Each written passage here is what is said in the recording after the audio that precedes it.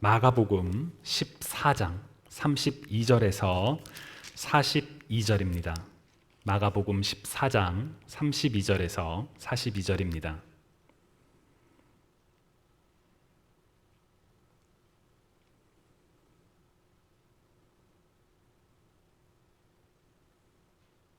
마가복음 14장 32절부터 42절. 그들이 겟세마네라 하는 곳에 이르매 예수께서 제자들에게 이르시되 내가 기도할 동안에 너희는 여기 앉아 있으라 하시고 베드로와 야고보와 요한을 데리고 가실새 심히 놀라시며 슬퍼하사 말씀하시되 내 마음이 심히 고민하여 죽게 되었으니 너희는 여기 머물러 깨어 있으라 하시고 조금 나아가사 땅에 엎드려 될 수 있는 대로 이때가 자기에게서 지나가기를 구하여 이르시되 아빠, 아버지여, 아버지께는 모든 것이 가능하오니 이 잔을 내게서 옮기시옵소서. 그러나 나의 원대로 마시옵고 아버지의 원대로 하옵소서 하시고 돌아오사 제자들이 자는 것을 보시고 베드로에게 말씀하시되 시몬아 자느냐?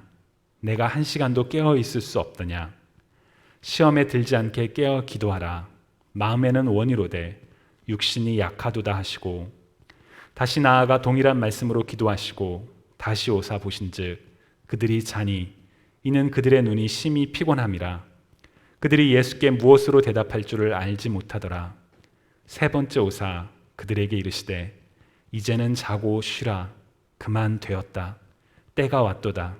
보라 인자가 죄인의 손에 팔리느니라. 일어나라. 함께 가자. 보라 나를 파는 자가 가까이 왔느니라. 주님의 말씀입니다. 아멘. 작년 성금요일에 우리 교회에서 칸타타를 했었습니다. 여러분 혹시 기억하시나요? 작년 4월이었습니다. 그 당시에 이제 저기 스크린에 띄울 자막을 만들면서 제가 약간의 혼동과 또 부끄러움을 경험했던 적이 있습니다. 바로 겟세마네라는 단어 때문이었습니다. 단어를 입력하다가 이게 겟세마네인지 아니면 겟세마네인지 이게 헷갈리더라고요. 그래서 성경을 직접 찾아봤습니다. 여러분 어떤 단어가 맞을까요? 겟세마네, 겟세마네. 겟세마네가 맞습니다. 한편으로는 예수님이 고난당하셨던, 예수님께서 기도하셨던 그 장소의 이름을 정확하게 기억하지 못한다라는 그런 부끄러운 마음이 들었었고, 그리고 해당 그 성가에서 이 단어가 참 많이 반복이 되거든요. 근데 그 단어를 입력하면서도 뭔가 좀 어색하더라고요. 그리고 나중에 이제 실제로 그 곡을 들을 때 구슬픈 멜로디 속에 반복되는 겟세마네, 겟세마네, 겟세마네라는 단어가 참 마음에 와닿았었습니다. 겟세마네, 여러분 혹시 무슨 뜻인지 알고 계시나요? 저도 이번에 사실 처음 알았습니다. 겟세마네라는 단어는 아람어에서 유래한 단어인데요. 포도주를 짜는 틀을 뜻하는 가스라는 단어와 기름을 뜻하는 쉐멘이라는 단어가 합쳐져서 겟쉐마니라는 단어가 되었다고 합니다. 즉 오일, 기름을 짜는 곳이라는 의미가 있습니다. 성경에는 겟세마네라는 단어가 딱 2번 등장합니다. 오늘 우리가 읽은 마가복음 14장과 또 이 같은 사건을 기록한 마태복음 26장에만 등장을 합니다. 누가복음에서는 겟세마네라는 단어 대신에 감람산, 영어로 말하면 The Mount of Olive라는 단어를 사용합니다. 올리브 나무가 아마 많았기 때문에 그렇게 표현을 했던 것 같습니다. 그래서 올리브산, 감람산 주변에 올리브 기름을 짜는 곳이 있었을 테니 서로 연관되죠. 그리고 요한복음에서는 기드론 시내 건너편 동산, 가든이라고만 되어 있습니다. 그래서 겟세마네는 감람산 근처에 어느 작은 동산이었을 것이다 라고 학자들은 추정을 합니다. 학자들에 의하면 이 겟세마네의 정확한 위치는 명확하지가 않다고 합니다. 다만 4개의 장소가 아마 이 겟세마네였을 것이다 라고 추정을 한다고 합니다. 그 중에 가장 널리 알려진 장소에 열방교회, The Church of All Nation이라는 교회가 세워져 있고 그 교회의 예배당 안에는 바로 이 앞자리에는 예수님이 기도하신 바위라고 알려져 있는 바위가 있다고 합니다. 그래서 거기에 이제 이렇게 테두리를 쳐놓고 사람들이 와서 기도하곤 한답니다. 그곳에 언젠가 가서 만약 이 바위가 예수님께서 기도하셨던 바위입니다 라는 말을 들으면 어떤 느낌이 들까라는 생각을 해봤습니다. 여러분들은 어떤 느낌이 드실 것 같나요? 여기가 예수님이 기도하셨던 자리입니다 라는 그런 얘기를 들으면, 이번에 부흥회 강사로 오신 송병주 목사님께서 설교 중에 장소와 관련된 참 중요한 말씀을 해주셨습니다. 예루살렘을 방문하는 것을 성지 순례라고 말하고, 또 통곡의 벽 앞에서 기도 쪽지를 적어 벽 틈에 꽂고 기도하는 모습에 대해서 하셨던 말씀이 참 제 마음에 와닿습니다. 그동안 많은 사람들이 특정한 장소에 가야지만 하나님을 만날 수 있고 또 특별한 경험을 할 수 있다라고 생각해 왔습니다. 예를 들어 하나님을 예배하기 위해서, 하나님께 기도하기 위해서는 교회라는 건물에 가야만 한다라고 우리는 평소 생각을 해왔었죠. 하지만 코로나 팬데믹으로 인해 우리는 장소에 대해서 우리가 기존에 가지고 있던 인식을 바꾸지 않을 수 없는 그런 상황에 처해 있습니다. 며칠 전에 이재철 목사님께서 코로나로 인해 온라인 예배를 드리는 오늘날을 제2의 종교개혁이 도래한 시대라고 말씀하시는 걸 들었습니다. 그동안 사람들은 예배당이라는 장소 자체를 신성시했고, 시간과 공간을 초월하는 하나님을 대면해서 하나님께 매이는 사람이 되기보다는 예배당이라는 그 공간에 예속되고 또 그 공간의 목사에게 종속되어 있었다. 주일날 가서 하나님께 예배드리지만 예배당 밖에는 하나님이 안 보이니까 일주일 동안 하나님과 상관없이 살아가는 썬데이 크리스찬이 되었다라는 그런 내용이었습니다. 그러나 코로나 팬데믹으로 인해 우리로 하여금 특정한 공간과 장소가 중요한 것이 아니라 시공을 초월하시는 하나님께 언제 어디서든 예배할 수 있고 또 예배해야 하는 것이 바로 그것이 맞다. 그렇기 때문에 이재철 목사님은 이 시기를 제2의 종교개혁이다라고 말씀을 하시더라고요. 그 말을 들으면서 참 여러 가지 생각이 들었습니다. 가장 큰 질문은, 그렇다면 과연 우리가 기존에 익숙했던 장소에 관한 인식을 바꾸게 될까라는 생각이었습니다.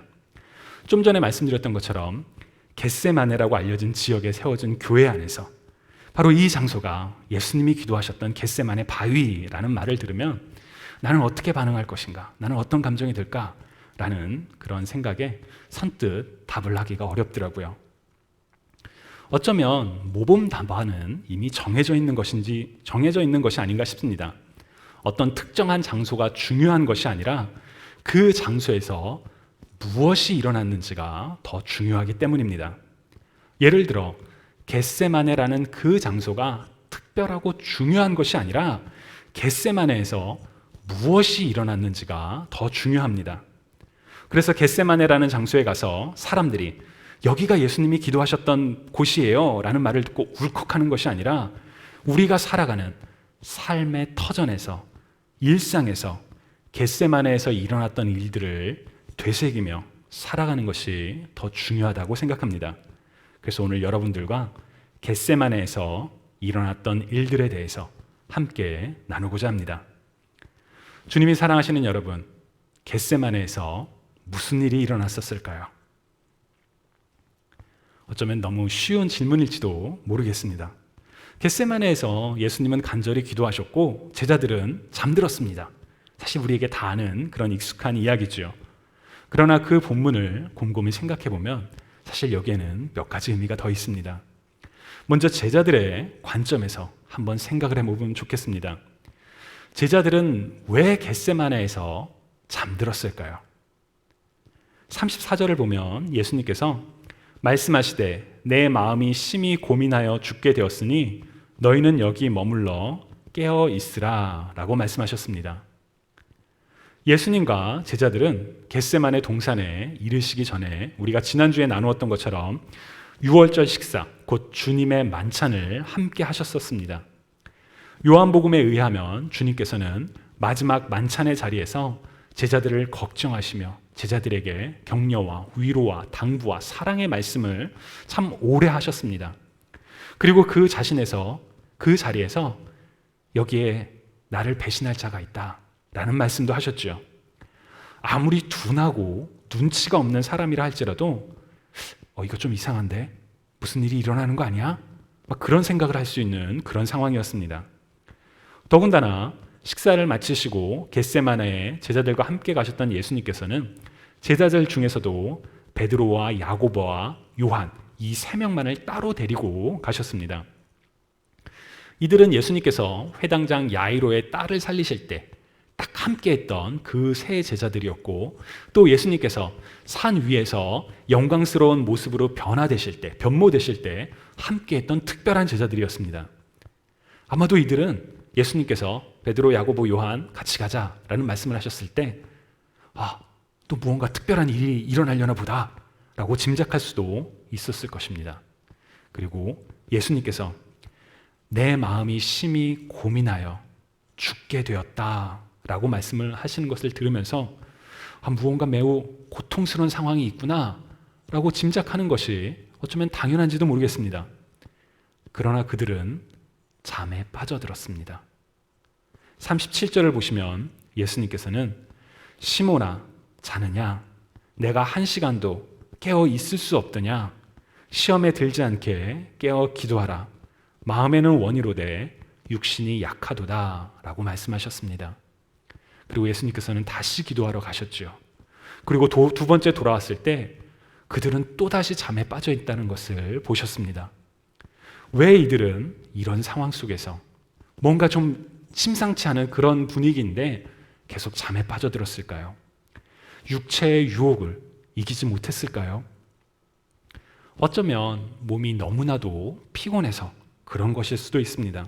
사실 우리의 몸은 잠을 자지 않으면 버틸 수가 없죠. 우리 몸은 한계가 있으니까요.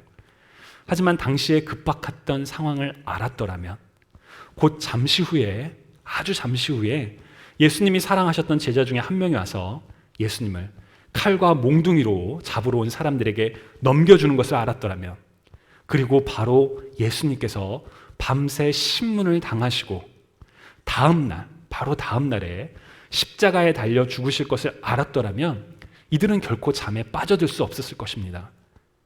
같이 기도했었겠죠.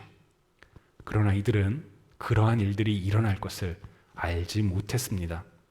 하나님의 계획에 따라 일어나는 일들을 알지 못했기에 중요한 고통의 순간이 다가온다는 것을 알지 못하고 잠에 빠져들었습니다. 바로 이것이 겟세마네에서 일어났던 일이었습니다. 하나님의 뜻을 알지 못해서 준비하지 못하고 시험에 넘어졌던 바로 그 일이 일어났죠. 그뿐만이 아닙니다. 하나님의 계획을 알지 못했기에 제자 중에 한 명은 예수님께서 붙잡히셨을 때 예수님을 구하기 위해 47절에 기록된 것처럼 칼을 빼서 저항을 했습니다. 같은 사건을 기록한 마태복음 26장에 의하면 예수님께서는 그를 향하여 내 칼을 도로 칼집에 꽂으라. 칼을 가지는 자는 칼로 망하느니라 라고 책망하셨습니다. 예수님께서는 하나님의 계획을 이루시기 위해 도살장에 끌려가는 양처럼 가만히 순응하셨지만 제자는 하나님의 계획을 알지 못하기에 인간적인 방법으로 저항을 했었던 것이지요. 그리고 다른 모든 제자들 역시 하나님의 뜻을 알지 못하기에 주님을 내버려 두고 도망쳤습니다. 예수님을 배신한 제자는 가룟 유다만이 아니라 예수님을 따르며 사랑했던, 함께했던 모든 제자들이었던 것이죠. 겟세마네에서 왜 이런 일들이 일어났을까요? 육체의 연약함으로 인해 시험에 빠지고 인간적인 방법으로 일을 해결해 보려고 하고 주님을 홀로이 버려두고 외면한 채 떠나는 일들이 왜 일어났을까요? 왜 일어났을까요? 바로 하나님의 계획을 알지 못했기 때문입니다. 그런 점에서 우리에게 겟세마네는 예루살렘 근처 올리브산, 기드론 시내 강 어느 편의 동산이 아니라 바로 우리 삶의 현장입니다. 우리의 일상에서 하나님의 뜻을 알지 못하여 시험에 넘어지고 인간적인 실수를 반복하며 심지어 하나님을 외면하고 떠나는 곳, 바로 그곳이 우리의 겟세마네입니다. 주님이 사랑하시는 여러분, 혹시 지금 이 순간 겟세마네에 서 계셔 있지는 않으신지요? 하나님의 뜻을 알지 못해 방황하며 인간적인 방법으로 활로를 찾아보지만 길이 보이지 않고 심지어 하나님의 뜻이 보이지 않아 절망하며 하나님을 향한 믿음이 약해지고 그런 상황에 계시지는 않으신지요? 정말 하나님이 살아계신다면 왜 나를 이 상황에 그대로 두시나요? 왜 길이 보이지 않나요? 라고 탄식하고 계시지는 않으신지요? 만약 그렇다면 제자들의 겟세마네가 아니라 예수님의 겟세마네를 바라보시기 바랍니다. 제자들이 넘어졌던 바로 그 겟세마네에서 예수님도 엎드리셨습니다. 33절과 34절에 기록된 것처럼 주님은 이미 극심한 고통과 슬픔 속에서 죽을 것과도 같은 고통 속에서 겟세마네에 계셨습니다. 내 마음이 너무 괴로워 내가 죽을 지경이 되었다 라고 말씀하셨지요. 그러나 주님께서는 탄식에만 머무르지 않으셨습니다. 35절과 36절을 쉬운 성경으로 읽어보면 예수님께서 조금 더 가셔서 땅에 엎드리셨습니다. 그리고 할 수만 있다면 그 때가 지나가 버리기를 기도하셨습니다. 예수님께서 기도하셨습니다. 아버지께서는 모든 것을 하실 수 있으시니 이 잔을 없애주십시오. 그러나 제 뜻대로 하지 마시고 아버지의 뜻대로 하십시오. 아멘. 주님께서는 엎드리셨습니다. 다가오는 고통에, 절망에 엎드리셨지요.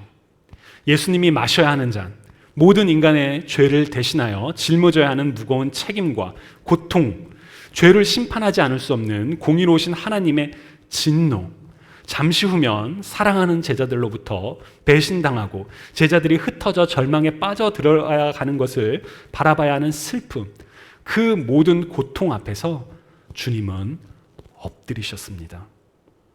주님은 알고 계셨죠. 하나님께서는 모든 것을 다 하실 수 있다는 것을, 전능하신 하나님 앞에는 그 어떤 것도 불가능한 것이 없다는 것을 알고 계셨습니다. 그래서 기도하셨습니다. 이 잔을 없애주십시오. 이 잔을 거두어 주세요. 지나가게 해주세요. 주님께서 이렇게 기도하셨던 이유는 주님은 하나님의 아들이시지만 또한 완전한 인간으로 오셨기 때문입니다. 십자가에 달려 죽지만 그것이 영원한 끝이 아니라 하나님께서 다시 살리실 것을 알고 계셨지만 인간의 연약함과 고통 속에서 신음하며 엎드려 기도하셨습니다. 그러나 주님의 기도는 본인의 뜻이 이루어지기를 바라는 기도가 아니었습니다. 마치 주님께서 제자들에게 일전에 가르쳐 주셨던 기도처럼 주의 뜻이 하늘에서와 같이 땅에서도 이루어지리이다. 너희는 이렇게 기도하라 라고 말씀하셨던 것처럼 하나님의 뜻이, 아버지의 뜻이 이루어지기를 기도하셨습니다. 그래서 히브리서 5장 7절에는 예수님께서 사람으로 계실 때 하나님께 기도하고 도움을 구하셨습니다. 그분은 자기를 죽음에서 구해주실 수 있는 분에게 큰 소리로 부르짖으며 눈물로 기도하셨습니다. 그리고 모든 것을 하나님께 맡기고 순종하심으로 하나님의 응답을 받으셨습니다. 아멘. 예수님께서는 겟세마네에서 3번을 기도하셨습니다. 성경에는 예수님이 겟세마네에서 기도하실 때 하나님께서 어떻게 응답하셨는지 기록되어 있지 않습니다. 누가복음 22장 43절에는 천사가 하늘로부터 나타나 예수님께 힘을 더했다라고 기록되어 있지만 하나님께서 사랑하는 아들 예수 그리스도에게 어떻게 말씀하셨는지 성경은 기록하지 않습니다. 예수님이 세례를 받으실 때 하늘로부터 이는 내 사랑하는 자요 내 기뻐하는 아들이라 라고 말씀하셨던 그런 내용이 이곳에는 없습니다. 그런 점에서 겟세마네는 고통 중에 있는 예수님께도 하나님의 응답이 없었던, 하나님께서 침묵하셨던 그런 장소였을지도 모르겠습니다. 그러나 하나님께서 침묵하셨다 할지라도 주님께서는 고통의 그 한가운데서 기도하시며 하나님의 뜻이 이루어지기를 간구하셨습니다. 그리고 방금 전에 읽었던 히브리서 말씀처럼 하나님께 모든 것을 맡기고 순종하심으로 하나님의 응답을 받으셨지요. 죽음을 이기신 부활로 다시 살아나셨고 영광 속에서 하나님께 영광을 돌리셨습니다. 겟세마네, 그곳은 제자들에게 그곳은 하나님의 계획을 알지 못해서 넘어지고 배신하며 떠났던 실패의 장소였습니다. 예수님은 하나님의 계획을 아셨지만 그렇다고 하여 고통이 없었던 것은 아닙니다.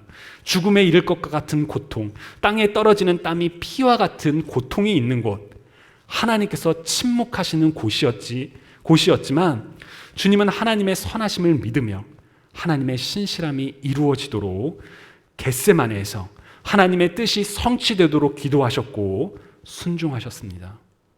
그래서 겟세마네는 분명 고통의 장소였지만 하나님의 뜻이 이루어지는 승리의 장소이기도 했습니다. 주님이 사랑하시는 여러분, 여러분의 겟세마네는 어디에 있습니까? 과거의 겟세마네를 겪으신 분들도 계실 것이고 어쩌면 지금 겟세마네에서 엎드려 계신 분도 계시리라 생각을 합니다. 혹은 미래 언젠가 겟세마네에 이르게 될지도 모르겠습니다. 그것이 언제이든 우리의 인생에서 겟세마네에 서게 되셨을 때 주님을 기억하시는 저와 여러분이 되면 좋겠습니다. 주님께서 겟세마네에서 행하셨던 것처럼 고통 속에서도 하나님을 전능하시며 선하시며 영원히 변하지 않으시는 신실하신 하나님을 기억하며 하나님의 뜻이 이루어지기를 기도하는 저와 여러분이 되시기를 바랍니다. 어쩌면 겟세마네에서 우리는 우리의 간절함에도 불구하고 분명한 하나님의 응답을 경험하지 못할지도 모릅니다. 그러나 우리의 삶을 인도하시는 하나님께서는 겟세마네가 우리의 고통의 장소가 아니라 바로 하나님의 선하신 뜻이 이루어지는 믿음의 승리의 장소로 변화시키실 것입니다. 그때가 지금은 오이지 않아도, 지금은 내 눈에 보이지 않아도 겟세마네에서 이루어졌던 그리고 이루실 하나님의 선하심을 기억하며 또 경험하는 저와 여러분 모두가 되시기를 소망합니다. 주님을 사랑하시는 여러분, 겟세마네, 그곳은 고통과 시험이 있는 곳이지만 하나님의 뜻을 알고 하나님의 선하심과 전능하심을 확신하며 하나님의 뜻이 이루어지기를 기도하는 이들에게 겟세마네는 하나님의 하나님 되심이 선포되는 장소입니다. 겟세마네에서 하나님을 만나시는, 하나님을 붙드시는, 하나님과 동행하시는 저와 여러분 모두가 되시기를 주님의 이름으로 간절히 축원합니다.